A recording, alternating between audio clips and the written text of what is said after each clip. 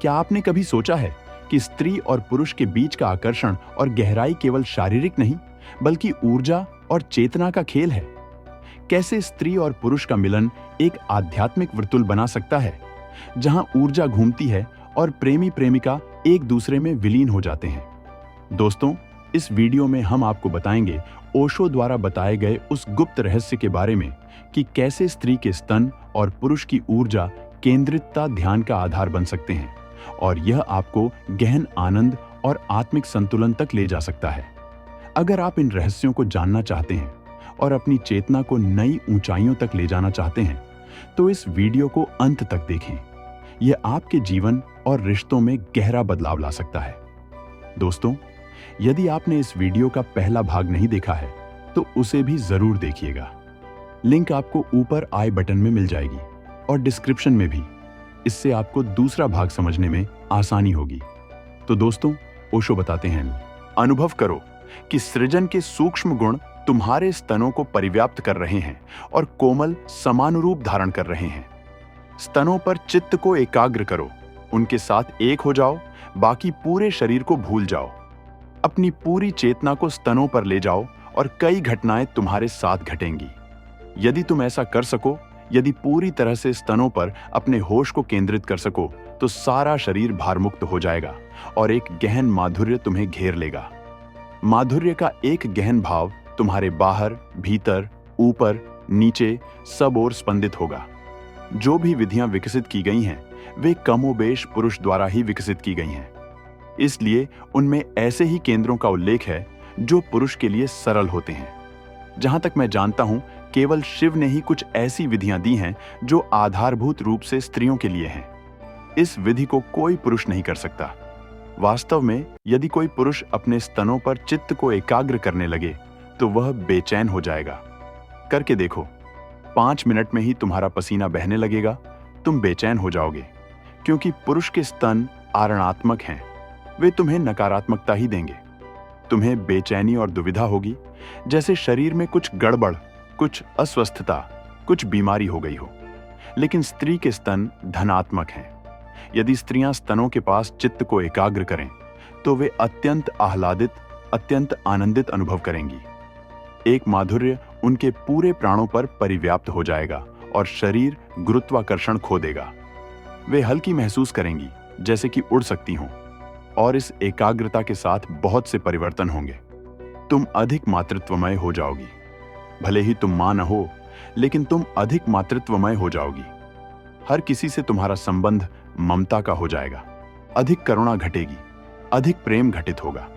लेकिन स्तनों के निकट इस एकाग्रता को बहुत ही शिथिलतापूर्वक साधना चाहिए, तनाव से भरकर नहीं।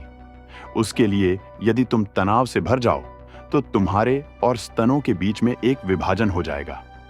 शिथिल होकर स्तनों में विलीन हो जाओ और अनुभव करो कि तुम कहीं भी नहीं हो, केवल स्तन ही हैं। यदि पुरुष को यही प्रयोग करना हो, तो उसे काम केंद्र के साथ करना होगा, स्तनों के साथ नहीं।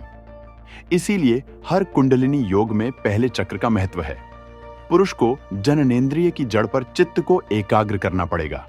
उसकी सृजनात्मकता वहां है, वहां वह धनात्मक है, और इसे सदा स्मरण रखना। कभी भी किसी आरणात्मक बिंदु पर चित्त को एकाग्र मत करना, क्योंकि उसके पीछे हर नकारात्मक चीज चली आएगी। धनात्मक के पीछे ही विधायक चीज चली आएगी। जब पुरुष और स्त्री का मिलन होता है, तो ये जो दो ध्रुव हैं, पुरुष का ऊर्ध्व भाग आरणात्मक होता है और निम्न भाग धनात्मक होता है। स्त्री में आरणात्मक भाग नीचे होता है और ऊर्ध्व भाग धनात्मक होता है। आरणात्मक और धनात्मक ये दो ध्रुव मिलते हैं और एक वर्तुल निर्मित हो जाता है। वह वर्तुल आनंदपूर्ण है, लेकिन सामान्यतः वह नहीं बनता। सामान्यतः काम कृत्य में वर्तुल नहीं बनता। इसीलिए सेक्स से तुम इतने आकर्षित भी होते हो और विकर्षित भी। उसके लिए तुम इतनी इच्छा करते हो, इतनी जरूरत तुम्हें महसूस होती है, इतनी तुम उसकी मांग करते हो, लेकिन जब वह तुम्हें दे दिया जाता है, जब वह उपलब्ध होता है, तो तुम निराश हो जाते हो। कुछ भी होता नहीं। यह तभी संभव है जब दोनों शरीर अत्यंत शिथिल हों, बिना किसी भय और बिना किसी प्रतिरोध के एक दूसरे के प्रति खुले हों। इतना समग्र स्वीकार हो कि दोनों विद्युत आपस में मिलकर एक वर्तुल बन सकें। फिर एक अद्भुत घटना घटती है। तंत्र ने इसका उल्लेख किया है और तुमने शायद इस घटना के विषय में सुना भी न हो। यह सबसे अद्भुत घटना है। जब दो प्रेमी वास्तव में मिलते हैं और एक वर्तुल बनता है तो एक त्वरित घटना घटती है। एक क्षण के लिए प्रेमी प्रेमिका बन जाता है और प्रेमिका प्रेमी बन जाती है, और अगले क्षण प्रेमी फिर से प्रेमी बन जाता है और प्रेमिका फिर से प्रेमिका बन जाती है। पुरुष एक क्षण के लिए स्त्री बन जाता है और तब स्त्री एक क्षण के लिए पुरुष बन जाती है, क्योंकि वर्तुल घूम रहा है, ऊर्जा गति कर रही है और एक वर्तुल बन गई है। तो ऐसा होगा कि कुछ मिनट के लिए पुरुष सक्रिय होगा और फिर वह शिथिल हो जाएगा और स्त्री सक्रिय हो जाएगी। इसका अर्थ हुआ कि अब पुरुष ऊर्जा स्त्री के शरीर में प्रवेश कर गई और वह सक्रिय हो जाएगी और पुरुष निष्क्रिय हो जाएगा, और यह चलता रहेगा। साधारणतः तुम पुरुष होते हो या स्त्री होते हो। गहन प्रेम में, गहन संभोग में ऐसा होगा कि कुछ क्षण के लिए तुम स्त्री बन जाओगे और स्त्री पुरुष बन जाएगी, और यह अनुभूति होगी, सघन अनुभूति होगी, और इसका बोध होगा कि निष्क्रियता परिवर्तन लाती है। जीवन में एक लय है, हर चीज में लय है। तुम एक श्वास लेते हो, श्वास भीतर जाती है, फिर कुछ सेकंड के लिए वह रुक जाती है, कोई गति नहीं होती, तब फिर वह चलती है, बाहर जाती है और फिर रुकती है, एक अंतराल आता है, कोई गति नहीं होती, उसके बाद फिर गति होती है। गति, अगति, गति। तुम्हारा हृदय धड़क रहा है, एक धड़कन, अंतराल, दूसरी धड़कन, अंतराल। धड़कन का अर्थ है सक्रियता, अंतराल का अर्थ है निष्क्रियता। धड़कन का अर्थ है पुरुष, धड़कन न होने का अर्थ है स्त्री। जीवन लय है। जब स्त्री और पुरुष मिलते हैं तो एक वर्तुल बन जाता है। दोनों के लिए ही बीच में अंतराल आएंगे। तुम एक स्त्री हो और अचानक एक अंतराल आएगा, तुम स्त्री नहीं रहोगी, पुरुष बन जाओगी। तुम पुरुष और फिर स्त्री और फिर पुरुष बनते रहोगे, और जब ये अंतराल महसूस हो तो तुम अनुभव कर सकते हो कि तुमने एक वर्तुल उपलब्ध कर लिया।